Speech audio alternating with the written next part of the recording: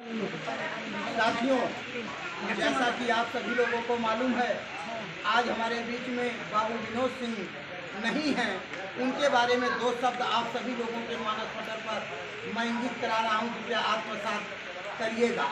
मधुर रस गंध में भीगा हुआ वो पल याद आता है, न जाने क्यों वो कल याद आता है।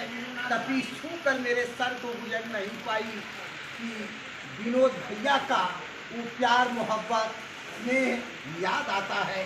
जब जब आपकी मुखाकृति एवं स्नेही मर्म स्पर्शी प्रेरणादायक संस्मरण हम लोगों के मानस पटल पर प्रतिबिंबित होते हैं, तब तब वेदना का तूफान हृदय को झकझोर देता है, हृदय कंपन करने लगता है।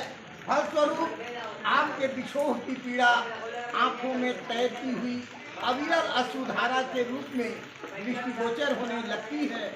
हम सभी लोग आज भाव विह्वल हैं और रुधे हुए कंठों से श्रद्धा सुमन अर्पित करते हैं।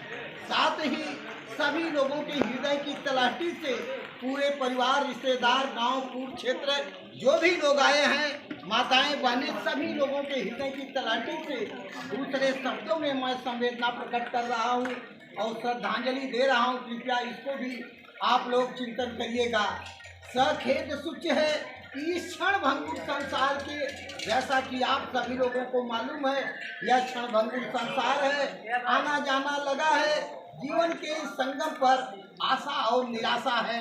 मिलना और बिछुड़ना ही मानव जीवन की परिभाषा है। जैसे आदमी पुराने वस्त्र को छोड़कर नया वस्त्र धारण करता है, ठीक उसी प्रकार आत्मा पुराने शरीर को छोड़कर नई शरीर में प्रवेश लेती है। इस क्षण भंगुर संसार के नितांत संवेदनशील समय चक्र की वेला में भाई विनोद बाबू की पार्थिव काया पंच तत्व में विलीन होकर, जैसा कि रामचरितमानस में कहा गया, जल पावर दतन शरीरा पंच रचित अधम शरीरा, दूसरे रूप में भगवान कहा गया।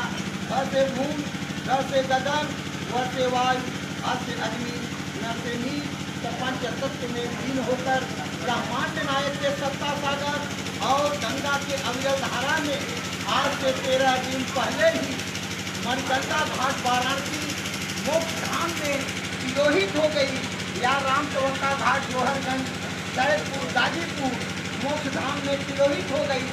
अब शोक संतप्त परिवार के सांत्वना, मृतक आत्मा के शांति हेतु हम सभी लोग, चाहे जिस क्षेत्र, जवार, गांव, पूर्व, जनपद, मंडल, डिवीजन कहीं से भी आए हैं, सभी लोगों से पुरजोर अपील है कि अपने बहुमूल्य समय में से अल्प समय मात्र 2 मिनट निकालकर उस परम पिता परमेश्वर की जोड़ी में ऐसे ढंग से गठबंधन करें, इनकी आत्मा जहाँ कहीं भी हो कहीं सुख शांति मिले और आगे आने वाली दिवाली हरी भरी दिखाई दे।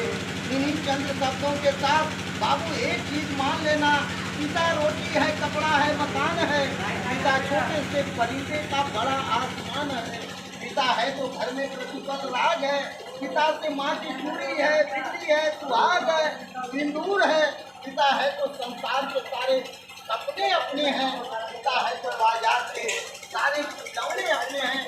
अभी आपकी माता जी लग रहा है कि होगी, तो आपके माता जी के लिए कह रहा हूँ, आप चिंता मत करिए। माँ अपनी औलादों की गुनाहों को आंचल में छुपाया करती है। माँ के पैरों में जन्नत भी आया करती है। माँ की परिभाषा इस जग में निराली है। माँ तो वो है जो ईश्वर को भी गोद में लाया करती है। क्यों में से क्यों देती है माँ, पाँच में से पाँच देखती है माँ। माँ की गुणगान कहाँ तक गाऊं, माँ तो ऐसी है जो ईश्वर को भी जन्म देती है माँ। और विशेषकर अरमान भैया से मेरा एक निवेदन है और इनके परिवार के, आपके जो बड़े पिता हैं या बड़े भाई हैं या जो